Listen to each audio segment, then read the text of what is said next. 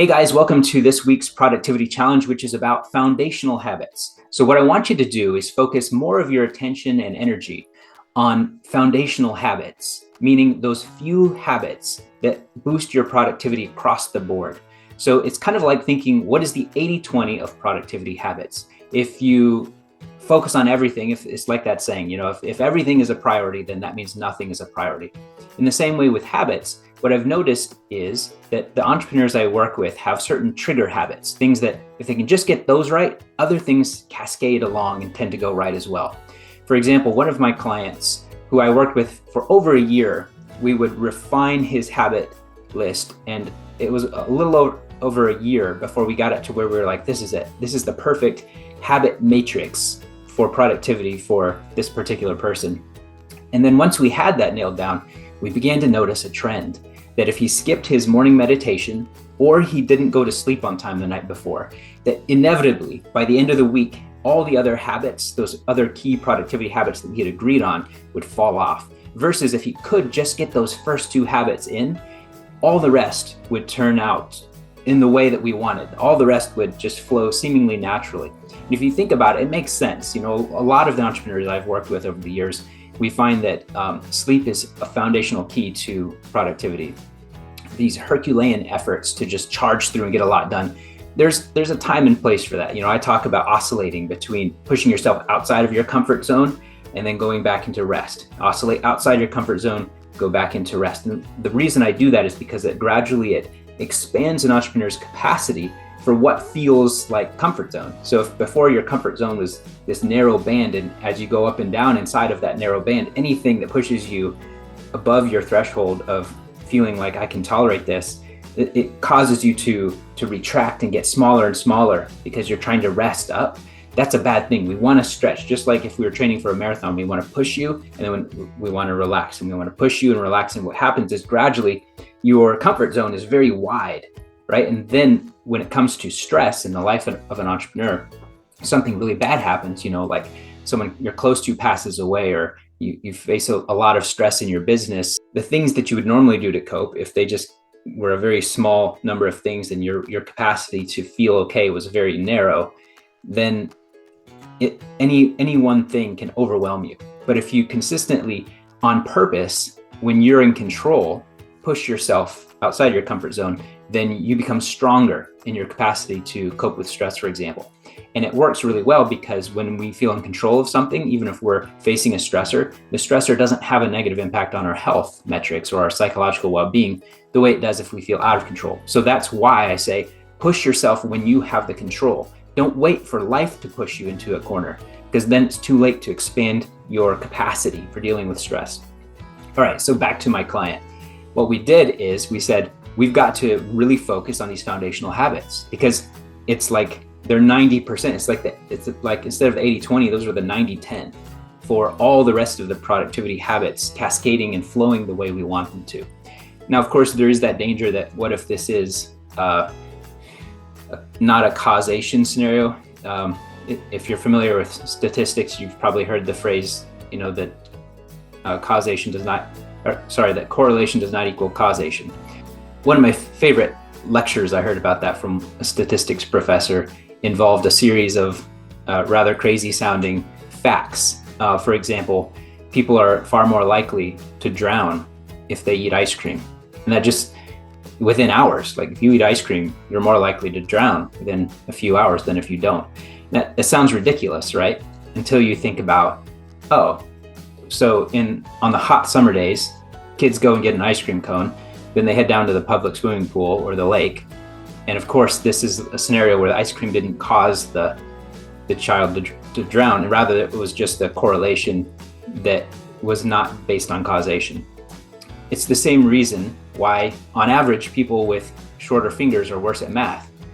Because if we average in all the children in the world who have barely learned any math, of course, they're going to do less well than all of us adults who have been through math. So correlation does not equal causation. And that's one of those foundational principles we never want to forget as scientists approaching our own life and our own strategy for expanding our model of how the world works. We want to include that because it enriches our model, our mental model of the world, and it helps us to see what's true and what's not, even when it comes to, especially I should say, when it comes to case examples that we hear. So if I give you this case example, you should question it. You should say, okay, just because Todd knows one client where that's the case, that doesn't mean that that's always going to be the truth for everybody across all circumstances, right? And in the same way, we could say, well, it could be that Todd's client was just less stressed on certain days because he had fewer fires to put out, so he was able to meditate. He was able to go to bed the night before on time because there were no fires to put out. Things were just churning perfectly. The system of his business was working, and that's why on the subsequent days his productivity habits all fell into place. But what we found is that that was not actually true, because we tested that theory, we back tested that theory. We looked at some of the weeks and we said, what about this week when that big client fired you guys? What did you do at that point? And we realized that there was definitely a pattern that sustained. However, each person is unique. What works for you is going to be different.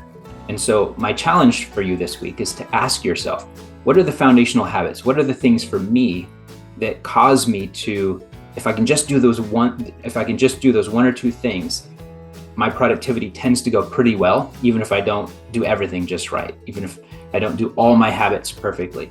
Just to give you a few examples to sort of prime the pump and help you to think of.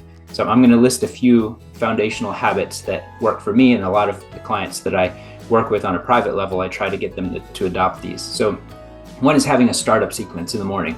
That's just a few reminders to yourself. And so why is that a foundational habit? Because any new methodology I choose to employ in my work, if I can, let's say I'm reading a book and I'm like, wow, that's a really cool idea. I need to remember to use that on a daily basis. What'll happen is I'll tend to drift back to whatever my set point baseline is for my old habits if I don't have some sort of reminder. Well, that's what the daily startup sequence is for. Before I do anything else, the very first thing that happens when I pop open my laptop is it opens to a page that reminds me, like, do this, do this, do this. And here's the reminder. And here's another reminder of how you want to approach your work. So let's say it's delegate more. That might be a mentality. You read the book, Who Not How, and you decided, all right, it's all about hiring the right people, creating the right systems, and delegating more. If you can do that well, it's great if you can have that mindset for 1 or 2 weeks. But what's going to happen is you're going to forget. So that daily startup sequence is a foundational habit. Put most of your focus on just making sure you never start your day without reading your reminders to yourself and updating them when they need to be. So that's a foundational habit. Going to bed on time, another foundational habit. Keeps all your energy high, your mood high. Creating written goals with deadlines. This is a foundational habit. If you can just do that one thing, consistently have a space in your month or your quarter or even your week preferably, where you look at your goals, you look at the deadlines, and see how it breaks down to what you should be doing today. That's going to lead to so much more productivity. Even if you do a lot of other things wrong, if you just do that one thing right, it's going to lead to a fairly high level of productivity where you're going to start doing more things right very soon. And that's why I call it a foundational habit. And of course, a fourth example, I can't leave this one off, is just time boxing space for delegating and creating systems. So I worked under Ari Meisel, the author of Less Doing and a number of other books on productivity. Hired him as my personal coach for a number of months in the past. And one of the things that he and I worked on is one of his core foundational concepts, which is what he calls the ultimate KPI, which is just a list of here's all the things I'm currently doing. Our goal is by the end of this year that a good percentage of those are going to be no longer on your list. Instead, they're going to be delegated or automated in some way so that you might check in on them. You might have a dashboard where someone reports how things are going with that, but it's no longer something you're doing. So why is that the ultimate KPI for an entrepreneur? Because you want to get yourself out of the weeds, right? You want to create the space for thinking, for doing that entrepreneuring it thing where you unlock value by connecting the right people and the right business systems and the right ideas. So that's a foundational habit, to just create a time box space on your calendar to think, what am I doing that I could be delegating if I just created a little bit of space to create a system to hire the right person? So those are all foundational habit examples. But the challenge this week is for you to think, yeah, but for me personally, based on what I've noticed about myself, what I know about the weeks that go well versus the ones that don't, What are the things that matter?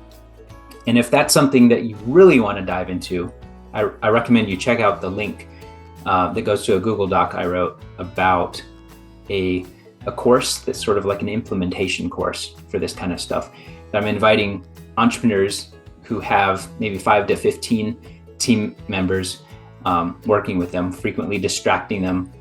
If you find yourself putting out fires more than getting stuff done, then definitely check out that document, because it might be a turning point that completely changes the way you do business.